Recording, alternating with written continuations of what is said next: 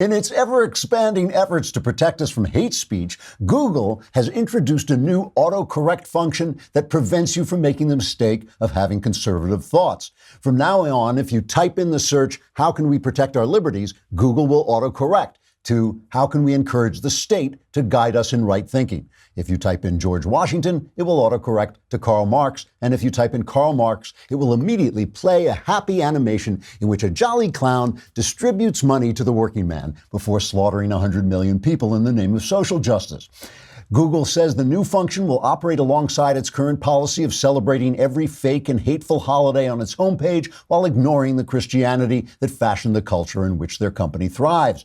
If you want to find out more about the new Google policy, just type in the words autocorrect function, which will immediately be autocorrected to "Please take my guns away before I hurt myself." Trigger warning, I'm Andrew Klavan, and this is The Andrew Klavan Show. I feel hunky-dunky, life is tickety-boo. Birds are winging, also singing hunky-dunky-doo. Ship-shape, tipsy-topsy, the world is zippity-zing. It's a wonderful day, hurrah, hooray! It makes me want to sing. Oh, hurrah, hooray! Oh, hooray, hurrah! All right, tomorrow is Mailbag Day. Do not forget, go to the dailywire.com website. You got to be a subscriber, or else when you try to get in, two large men in suits will grab you under the armpits and throw you back wherever you came from. But if you are a subscriber for a lousy $10 a month, you can go on the Daily Wire webpage.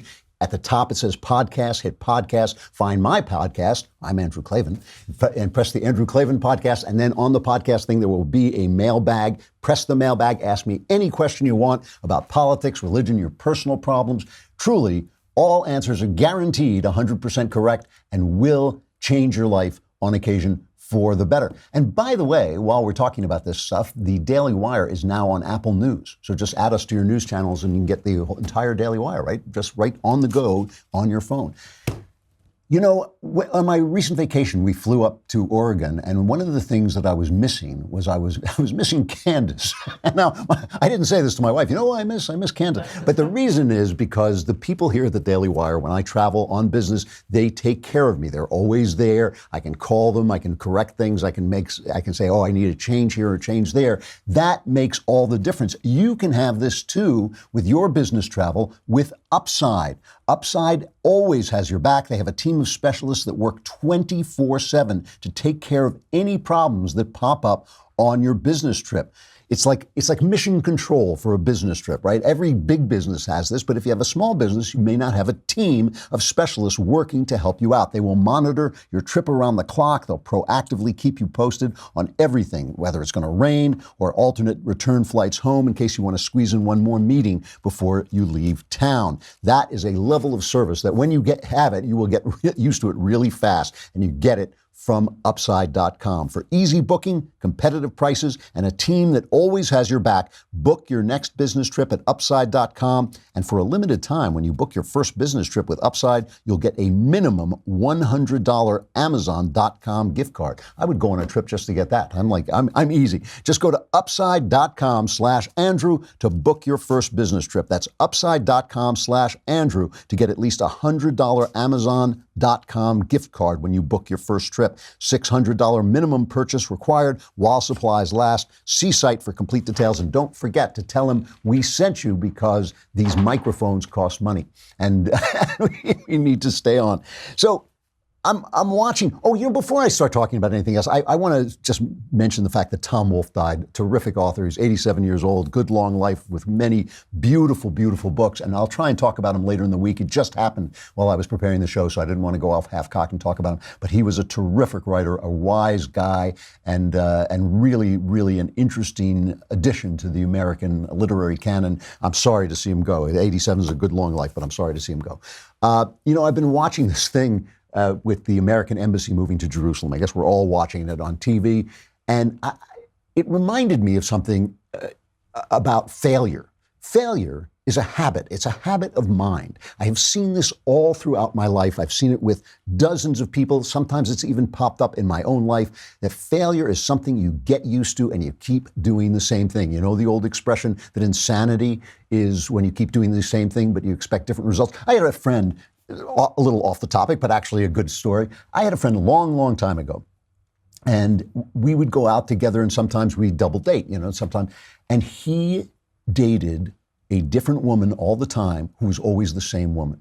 She always looked the same. She always had short-cut blonde hair. She was always small frame, but very beautiful. And she was always out of her mind. I seriously never went out with this guy when his girlfriend did not end up curled up on the floor screaming and crying about something. And it was always a different woman. It was always, and they were so similar. They even looked so similar that one night we went out together, and it was halfway through the evening before I realized he had changed girlfriends again, because they were always, and one night he and I sat up in one of those kind of guys drinking all night, things. And we were talking about life and everything. And he said, I can't understand it. I cannot understand it.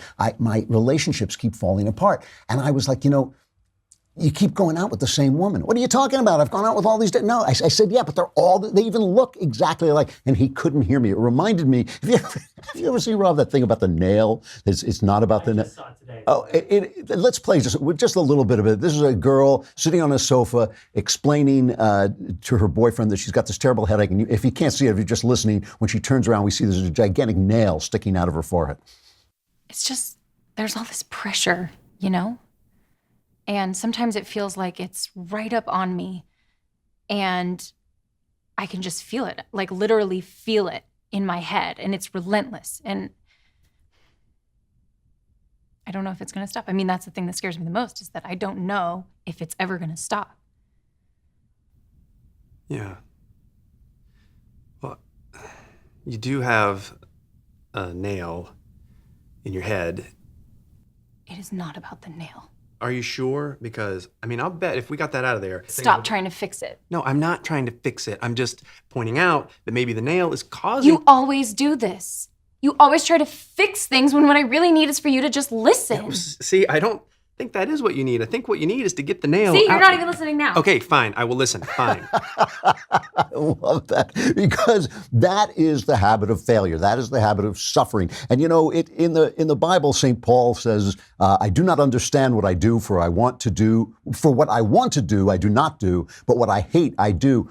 I think it even goes beyond that, too. That is, of course, the state of sin, but it also goes beyond that to what the philosopher Schopenhauer said. He said, a man can do what he wants, but he can't will what he wants. I think we even want the things that destroy us. And what we have to examine is we have to examine the underlying principles that we're operating on, the broken principles that are causing us to become comfortable with this habit of failure. So you want to see a habit of failure, you want to see a country that got into a habit of failure, take a look at this montage of the presidents and see if you can spot which president is different from the others. This is cut number 3. Jerusalem is still the capital of Israel and must remain an undivided city accessible to all. As soon as I take office, I will begin the process of moving the United States ambassador to the city of Israel as chosen as its capital.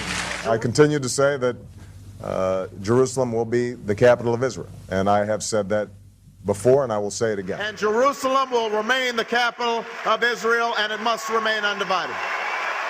We will move the American embassy to the eternal capital of the Jewish people, Jerusalem.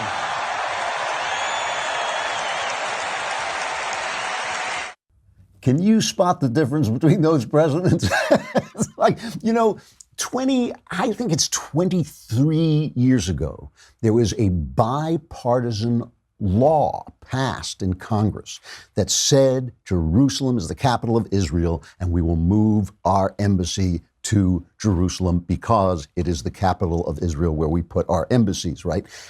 23 years ago. In this law, there is a waiver that every 6 months, if you say, well, maybe this is not the right time, you can sign that waiver. For 23 years, presidents have been signing that waiver and obviously not doing, it's not like they've been scratching their chin and walking around the Rose Garden and thinking, do I say, the thing, it's the waiver time again. Yeah, let's do, and it's just the habit of failure where if we believe in it, if it's a bipartisan law, why ain't we doing it? For 23 years, I can understand 6 months. I could understand a year putting it off. But for 23 years, you get into a habit of failure. And that habit of failure, underneath that habit of failure, is a system of thought, is a system of values and principles that are powering that you can't let go of, even as they're causing you to sink beneath the waves. And we do this in all kinds of things. We do it in our personal lives. We do it in our professional lives. And we've been doing it in our national lives with Jerusalem. I'm going to show you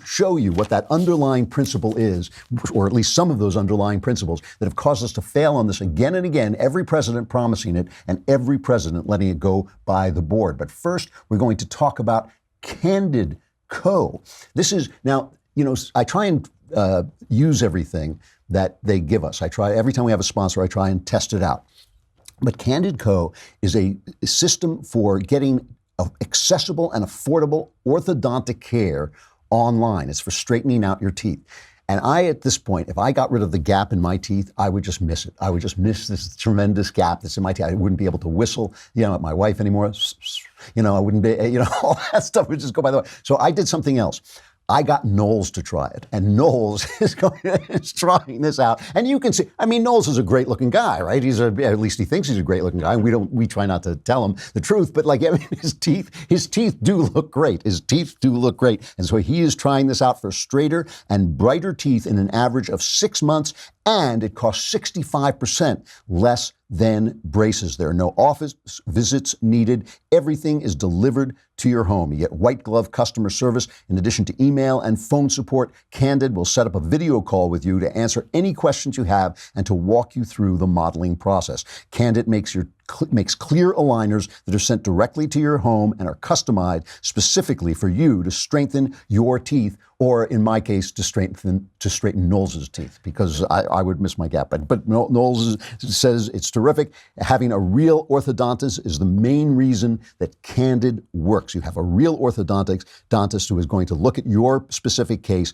and help model these things exactly for you. Here's the best part. Candid's treatment time is an average 6 months and will literally save you thousands compared to the other guys. You are one step away from getting straighter, whiter teeth. Take advantage of Candid's risk-free modeling kit guarantee. Plus, when you use my dedicated link, candidco.com/Klavan, you'll save 25% on your modeling kit, which is a pretty good deal. But there's one thing you have to know. How to spell Klavan. It's Klavan, no E's. I just make it look easy. That's candidco.com/Klavan to get 25% off the price of your modeling kit, candidco.com/Klavan, and you'll be able to look like Knowles, or like me with Knowles' teeth, which is even better. All right, so what is the underlying principle that fuels this habit of failure to support Israel? I will show it to you in what was an amazing press conference with Raj Shah, the assistant, spokesman for the White House. And here are the questions that the reporters were asking him about. Now, to set this up, obviously, you probably already know this, that Hamas in Gaza has basically told people to try and invade Israel. And as apparently they told the people that the wall between Gaza and Israel was not manned, which it is. It's manned with soldiers who protect it. And so they raced at the wall, setting tires on fire, throwing gas things, over this, throwing flaming kites and all this. And the Israelis opened fire on some of them as they were charging the wall. It was an invasion. It was thousands of people charging the wall. So they opened fire, and more people have been killed. More Palestinians have been killed than since the 2014 war. So here is the press reacting to this in the way they've been reacting for 70 years, right? Israel is now 70 years old, and this is the way the press has been reacting forever, asking these questions of Raj Shah. The death toll is over 50 in Gaza. Is the U.S. calling on Israel to use restraint in dealing with these protests? Well, we believe that Hamas is responsible for these tragic deaths, that their rather cynical exploitation of the situation is what's leading to these deaths, and we want them to stop. So there's no burden on Israel to do something to sort of rein it in? If I can very quickly, the French Foreign Minister Raj said about what's taking place in Gaza, he urged Israeli authorities to exercise discretion and restraint. So to be clear, does the U.S. not agree with the French that Israeli authorities should exercise discretion and restraint? We believe that Hamas is responsible for what's going on. So there's no responsibility beyond that on the Israeli authorities. Kill at will. What I'm saying is that we believe that Hamas, as an organization, is engaged in cynical action that's leading to these deaths. On the issue of peace between the Israelis and the Palestinians, when was the last time the White House reached out to Palestinian leadership? And will, given the high numbers of casualties, Palestinians calling what's happened today a massacre, will the White House be reaching out?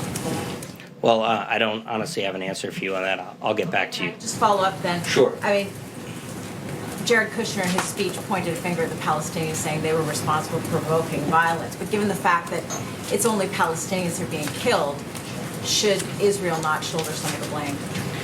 Well, as I said earlier, we believe Hamas bears the responsibility. Look, this is a propaganda attempt. I mean, this is a gruesome and unfortunate propaganda attempt. I think the Israeli government has spent weeks trying to handle this without violence. How many times does he have to say the same thing over and over again? It's Hamas who's responsible for this. Hamas is a terrorist organization. In its charter, it calls for the destruction of Israel. When Hamas's leader was asked, does he believe that Israel has a right to exist? He said, I'll have to have a country first and then I'll get back to you. Thanks a lot. That's like, do you believe that I have a right to exist? Well, I need a gun first and then I'll let you know. The Daily News, just to cover itself in slime, and when you have underlying principles that are wrong, when you underlying principles that are misguided, one of the ways you can tell is what you turn into. That's one of the ways you can tell. If you can't argue with someone who opposes you without using four-letter words, if you can't argue without attacking somebody personally, you probably made a mistake somewhere. Here's the Daily News. Ivanka Trump was sent over to the opening of the embassy, made speeches welcoming people. It was a celebratory event in Israel because obviously, finally, they're getting something that has just been reality. America is just recognizing reality. The Daily News puts out this headline of Ivanka smiling, "Daddy's little ghoul." 55 slaughtered in Gaza, but Ivanka all smiles at Jerusalem embassy unveil. When you turn into that, when you turn into a person who does that to someone, you know that you've made a mistake. That's when you start to say, like, oh, yeah, now I stink. I suck. And it's probably because my values are bad. Morning Joe re-echoed this, just like kind of slavishly sold this line of thought. Listen to them talking about this. And Mika, for the rest of the world, you actually saw an administration, a White House, and we'll say it since Ivanka Trump was there, a family completely out of touch with the realities of the region that they're dealing with. And, you had 55 people killed yesterday? 58. And you had a split screen of what looked like a VIP tent at the Belmont Stakes. And they don't care. Seemed totally oblivious to what was going on, not so far away. Totally oblivious. They're celebrating it. They're celebrating the opening of the embassy in Jerusalem while these terrorists who want to wipe this country off the face of the earth are trying to kill them. Nikki Haley pushed this a little further, saying it's not just Hamas, that Hamas is Iran. And that, of course, is true. The Iran deal, part of what's going on is Iran is fighting back against Washington that is finally admitting that Iran is not our friend. Iran is responsible for a lot of this. And Nikki Haley in the UN, when they were gathering together to condemn Israel, went after them. In recent days, Hamas terrorists, backed by Iran, have incited attacks against Israeli security forces and infrastructure. That is violence that should occupy our attention too. The common thread in all of this is the destabilizing conduct of the Iranian regime, a regime that insists on promoting violence throughout the Middle East while depriving its own people of basic human rights. The United States welcomes a discussion of this violence in the Middle East. We welcome discussing the ways we can cooperate with each other to put an end to this violence. There is far too little discussion in the Security Council on Iran's destabilizing presence in Syria, its promotion of violence in Yemen, its support for terrorism in Gaza, and its dangerous and illegal weapons buildup in Lebanon. So, you know, this is what's happening here. Walter Russell Mead, great new columnist of the Wall Street Journal, wrote about this today. What is happening is Obama was basically withdrawing from the Middle East, and he thought if we're nice to Iran, Iran will become more moderate, and they'll be nice, and we can just kind of pull out, and then we'll have the great global world that's coming, the great, you know, unified global world run by the UN. And America won't have to be the cop anymore on the street. So it's just, we'll just kind of decline into like a sort of England. We used to be a great power, but we're not anymore. And Donald Trump is like, I don't think so. I don't think that's where this is going. Obviously, Iran is not moderating, is not becoming a more moderate force. Whether they're building nuclear weapons or not, they're not becoming a moderate force. They're still terrorists trying to destroy Israel. If we pull out, Israel is going to be in big trouble. And freedom is going to be in big trouble, because that is the underlying principle that these reporters are all missing. The idea is that we are supposed to be fair and treat Palestine, the Palestinians and the Israelis the same. And we should not.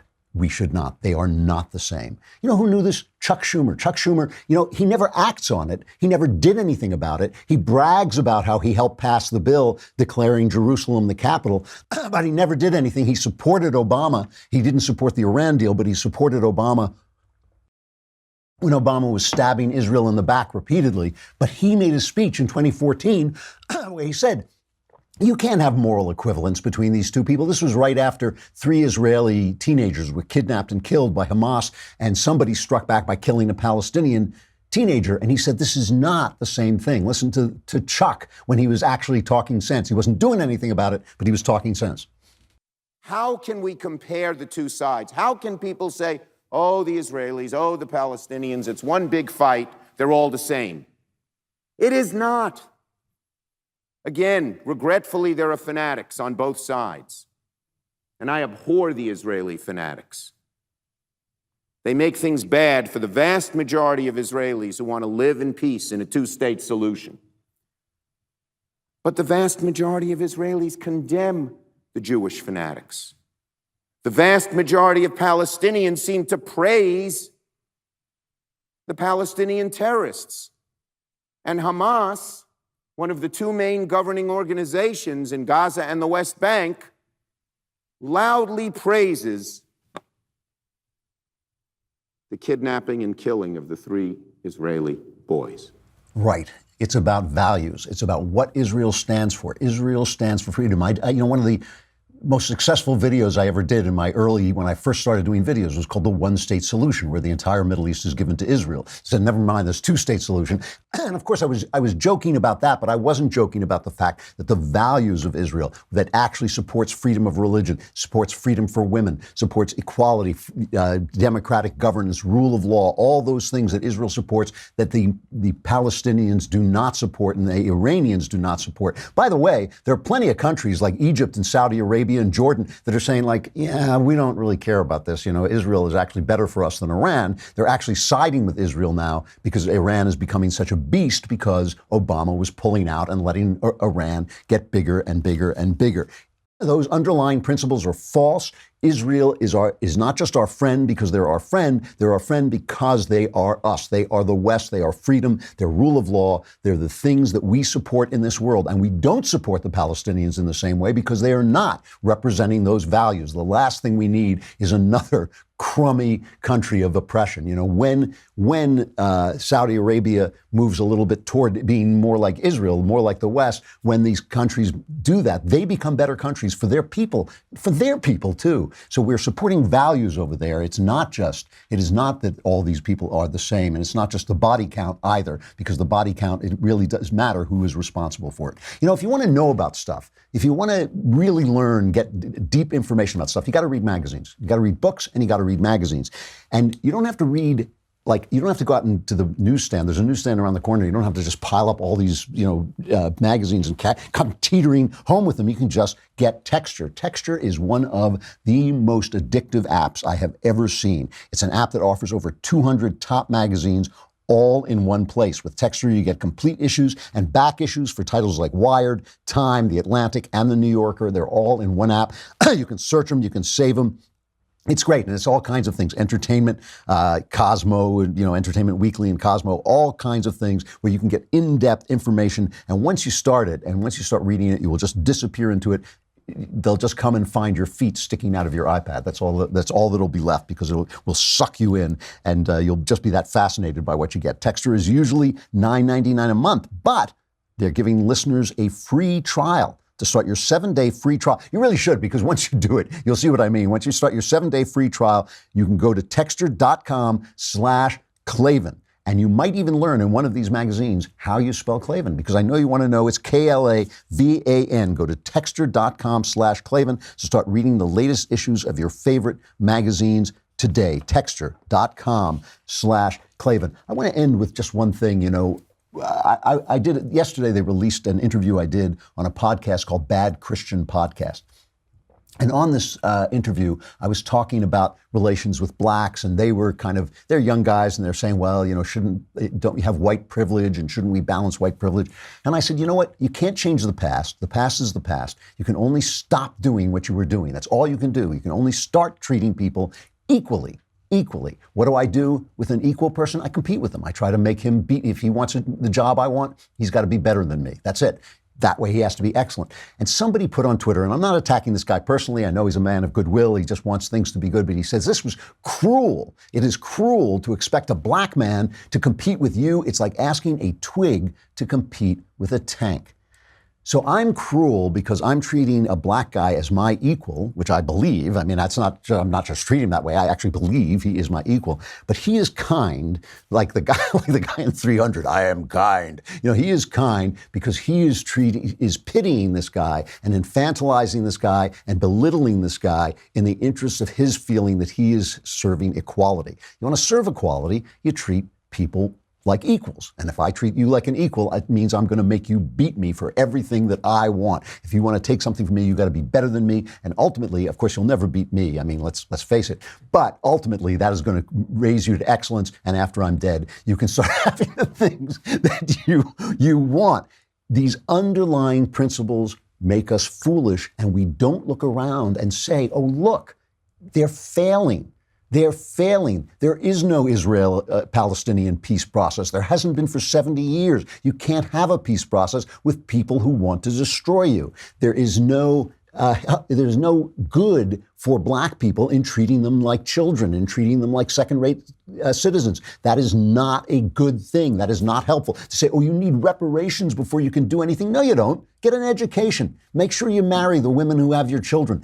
Do those things, and you will be everything that you are going to be. And that, when you start to treat people like that, you break the habit of failure, because you're getting rid of the underlying values that are leading you astray. Hey, today, this very day, May 15th at 5:30 p.m. Eastern, 2:30 p.m. Pacific, all your questions will be answered by the Daily Wire's own Michael Knowles. And then you can write us in the mailbag and get the real answers. No. Please ask him lots of questions about embarrassing subjects, and be sure to really torment him about his papism, because the man is a papist. He's a papist, I tell you. And we can't make that easy for him. As always, the lovely and talented Elisha Krauss will be hosting it and keeping Knowles in his place. God love her. This month's episode will stream live on Daily Wire's YouTube and Facebook page.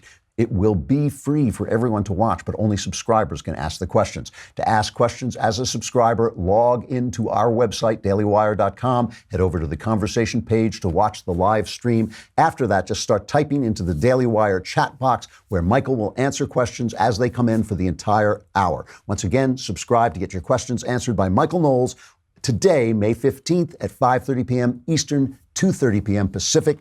Join the conversation. Join a conversation with us by being in the mailbag. Tomorrow, we have Natalie Ritchie coming up to discuss her new book, Roar Like a Woman, How Feminists Think Women Suck and Men Rock. I have been saying that for a long time, and Natalie Ritchie says it even better. Come on over to thedailywire.com. We have to say goodbye to Facebook and YouTube.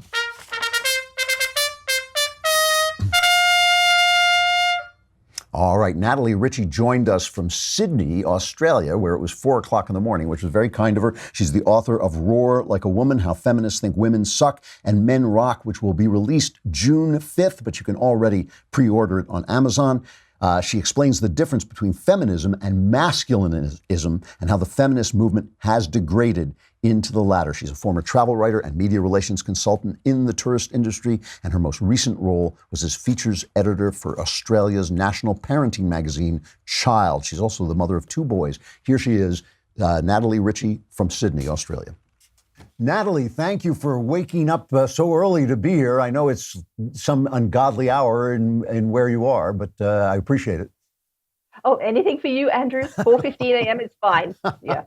So, I've been reading Roar Like a Woman, How Feminists Think Women Suck and Men Rock. And I have to tell you that a lot of this is stuff that has occurred to me before, that feminists seem to have adopted male values. Let me just, I will read a quote for the audience and then ask for your comment on it. Feminism cares about career, not because it sees career as women's work, but because it sees it as men's work, and therefore as the pathway to self-actualization for women. Can you explain that? Why do you feel that is? Yes, I think when feminism began in the 1960s and the 70s, it was such a positive movement. It was about getting women out of those limiting roles of only being a housewife and mother and going out into the world and doing lots of great stuff.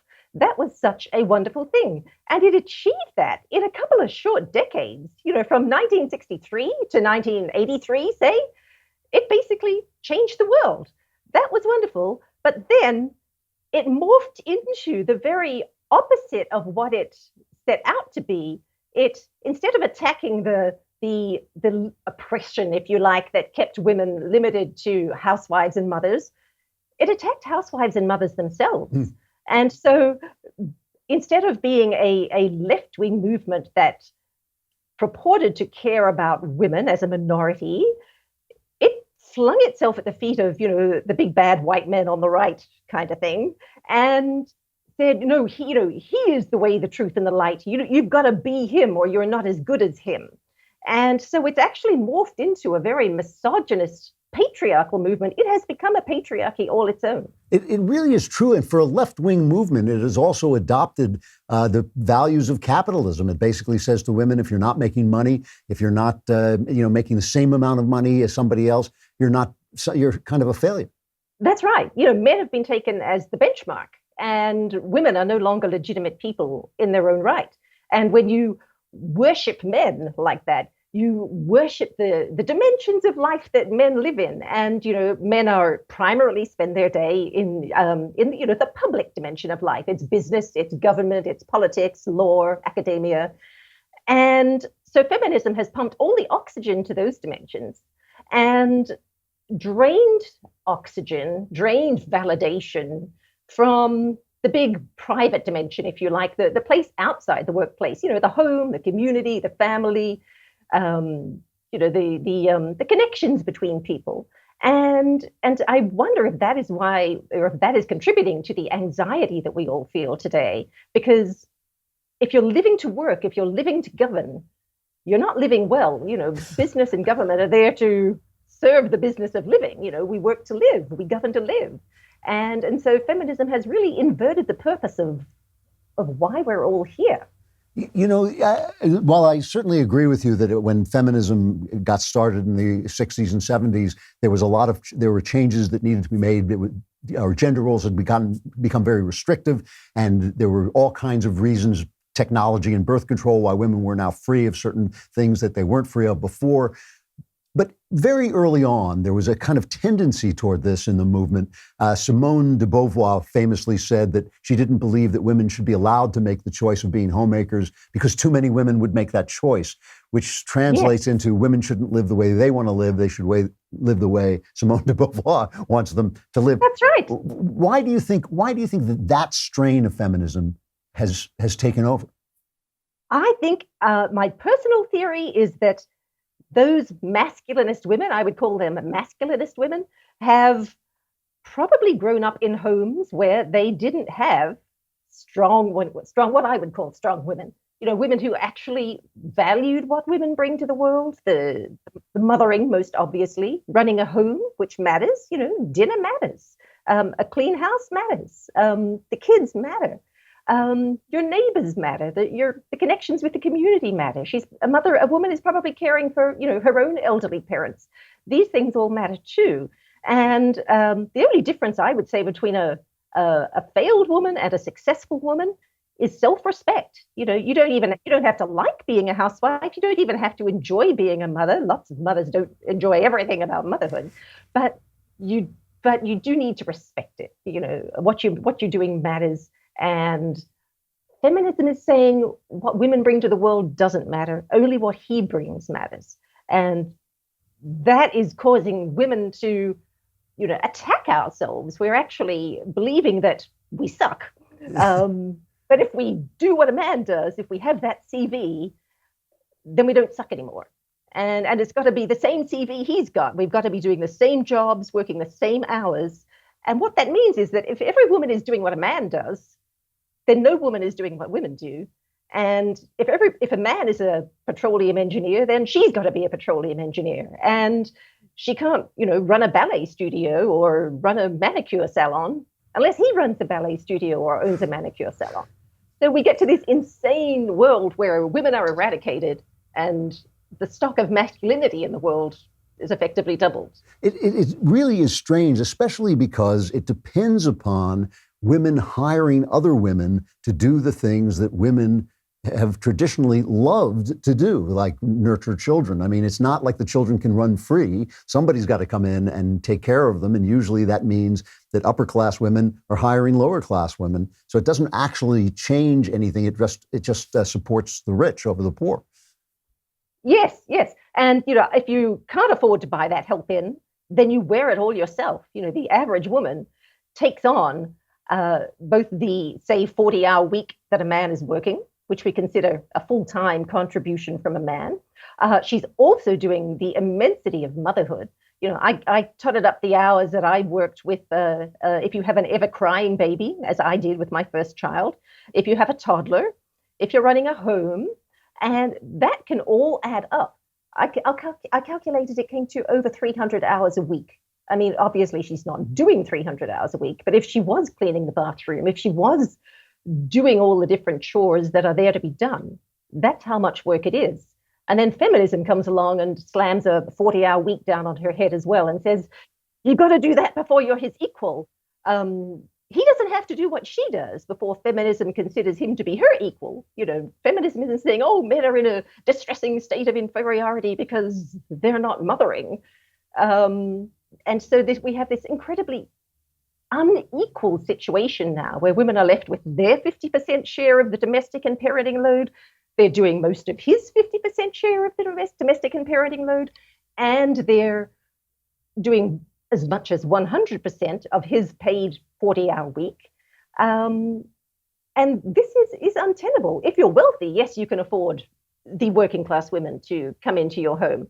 I just spoke to a woman recently who had what she called a household manager, which is it's a housekeeper. So in addition to a cleaner, she had someone come in 4 hours a day at that school hour time, about 2 to 6 p.m. She cooked dinner, she tended to the kids, she got the homework done. And that's fantastic. But what that woman was doing was acknowledging how much work she does and was actually willing to pay for it. But most of us cannot afford to do that. And so women are just absorbing and absorbing and absorbing more and more. And the pressure is not letting up from feminism. I thought it would actually pull back after that first intense masculinist era of the 80s and 90s. But in fact, calls for gender equality, where 100% of women do what 100% of men do, are ramping up. Feminism is interpreting equality as a 50-50 breakdown of any given endeavor. Well, 50-50 is just another way of saying 100-100. It's about saying 100% of women have got to do what 100% of men do.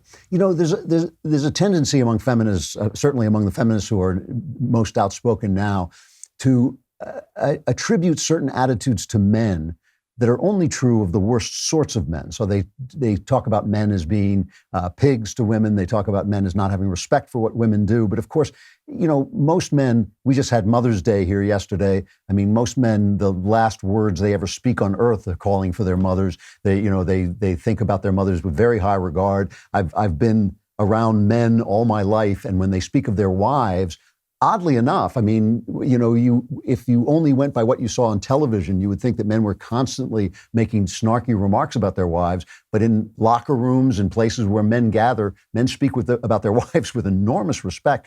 It makes me wonder, is feminism being led by a group of women who are projecting those attitudes, that those are their attitudes, that they hate themselves as mothers, they hate themselves as wives, and they're projecting that attitude on men?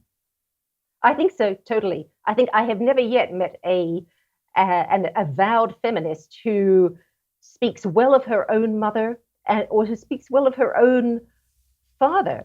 She might worship her father, but what I've noticed is that feminists always seem to see men as powerful, but powerful in negative ways. They're powerful through being absent as a deserting father, or through arrogance, or through alcoholism or abuse. And they tend to see their mothers as powerless, as damaged or crippled. And then I think, yes, they are projecting those ugly family dynamics onto society at large. They're probably only a minority of women, but we all tend to go along with feminism because it stands up for women's rights to a career, and we don't want to be seen to renounce our right to career. We think feminism is our friend, so we get pulled along in the wake of those masculinist women who really do not have respect for themselves or respect for men. Men are not toxic. Masculinity is not toxic. Masculinity is wonderful. Masculinity gave us just about everything worth having. It gave us freedom, political systems, the economy, invention, science. It's just about everything we use. It's a very strange. One of the things that you wrote about that really I was so happy to see you write about was single motherhood. I mean, I've visited a lot of prisons, and I've seen when you walk by the cells, what you are seeing is one fatherless child after another. How do you feel that feminism has increased single motherhood, and why do you feel that is so bad? Yes, I think it's bad because I have been a single mother. My marriage ended when my two sons were 4 and 5, and it breaks me, frankly. I do not get by. I have an education, I can get a job, but how do I get a job when I already have the world's busiest job, taking care of children? And, the jobs in my field are in a location in my city that is a very long distance from my house. I cannot make that commute in 1 hour. Even if I were to find a job at 5 p.m., which in my city, I live in Sydney, Australia, jobs finish at like 6:30 p.m. And then you've got to make a very long commute to the daycare center, which closes at 6 p.m. They all shut at 6 p.m. here. And then you've got to get home. It takes me 40 minutes to get home. To be getting into the home at 6:40 p.m. and starting to get dinner cooked, to get the kids inside, the whining, what it's like, all the dishes that haven't been cleared since the morning, all of that stuff. It is impossible. And yet feminism is acting as if that immense job of motherhood does not exist, and that a woman can do both his work, if you call it his work of earning a living, and her work of motherhood, at the very same time. Yeah. So it's become an individualist movement that's acting as if families don't exist and people don't need each other, but people do need each other. I'm running out of time. I want to ask you the last question. You talk about a woman-shaped world. What does a woman-shaped world look like exactly?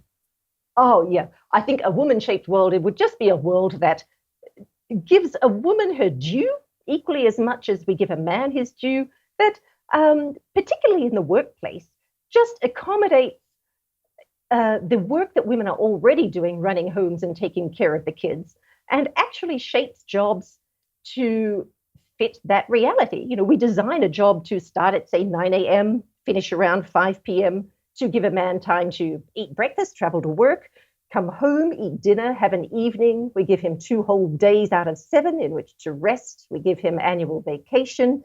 But we're not doing that so we're acknowledging his humanity we're not really acknowledging her human experience, which is the experience of running homes and caring for kids.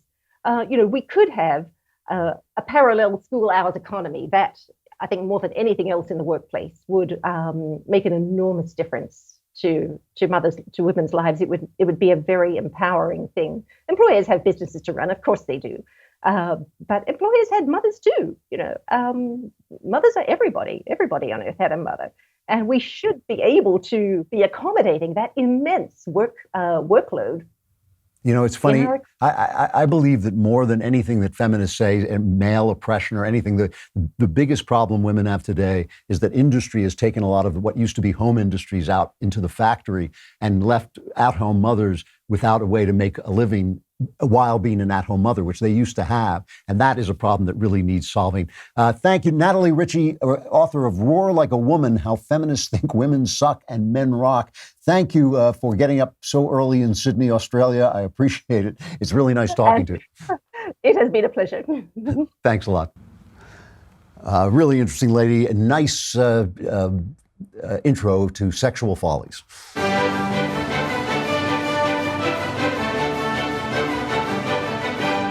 So HuffPo, it's got to be one of the stupidest sites. Andrew Breitbart told me he helped build the Huffington Post. He said it was one of the biggest mistakes of his life. He did. He said it was a terrible mistake. They had an article, Why is Fish Sex So Hot Right Now? An investigation, right? This is by Claire Fallon. And basically she finds that there are two stories, The Shape of Water, obviously the Oscar-winning film by Guillermo del Toro, and a book called Pisces that feature women having sex with fish. And so she takes this to be a trend. And she says, these stories seem to have arrived during an inflection point for heterosexual relations, as some straight women have thrown their hands up in despair at the prospect of dealing with straight men. These men who grope us and talk down to us and consistently fail to clean the bathroom. We're supposed to make lives with them, let them touch us. Women woke up one day to find that their husbands voted for Donald Trump. And their sons have been posting on incel boards. Even before we heard the claims about Harvey Weinstein's history of sexual harassment and assault and the ensuing avalanche of other horrifying Me Too allegations, we heard about our president grabbing women, Bill Cosby. So many straight men we have been forced to accept are bad to and for us. Why would we take the enormous risk of loving one of them, and yet we do have survivors, so let's sleep with fish, basically. She goes on. First of all, my daughter, Faith Moore, who writes over at PJ Media, she did a hilarious piece on this. It's called HuffPost, Women Would Rather Have Sex with Fish Than a Man. And she makes fun of this, the fact that it's just two stories doesn't make it a trend. But one of the things she says, Faith says, is that in stories where women sleep with beasts, like Beauty and the Beast and all these, they're all Phantom of the Opera. She talks about The Creature from the Black Lagoon and Twilight. The beast represents masculinity. The beast represents that untamed, powerful sexual drive of men that women, heterosexual women, enjoy. So even though there are these stories about women sleeping with fish, it's the fish are men. They actually represent men. These people don't know. They take stories literally because they're dumb. That's why. You should read Faith's piece on it. Like I said, it's called HuffPost, Women Would Rather Have Sex with a Fish Than a Man. I don't think so, believe me. Although maybe you just fertilize the eggs and it's all a lot easier. They don't even know how fish actually have sex. All right, tomorrow is the mailbag. Go to thedailywire.com, subscribe. If you subscribe for a year, it's only a lousy $100, and you get the Leftist Tears tumbler, and you get to send in questions to the mailbag. Hit the podcast button up at the top, hit the Andrew Klavan podcast, hit the mailbag, ask any question you like about anything you like. The answers are guaranteed 100% correct, will change your life, maybe, possibly a little bit for the better. I'm Andrew Klavan. This is The Andrew Klavan Show. We'll see you tomorrow.